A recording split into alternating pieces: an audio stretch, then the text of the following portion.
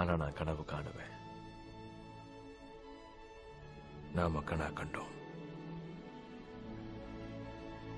இந்தியாவிலேயே நம்பர் 1 கம்பெனியை நாம ஆகி காட்டணுங்கிற கனவு. நாம கண்ட கனவு இப்ப நிஜமாயிருச்சா?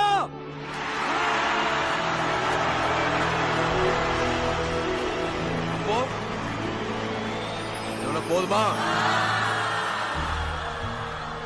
தைரியமா இன்னொரு கனவு காணுவோமா? இந்த உலகத்திலே நம்பர் 1 கம்பெனி ஆகுமா?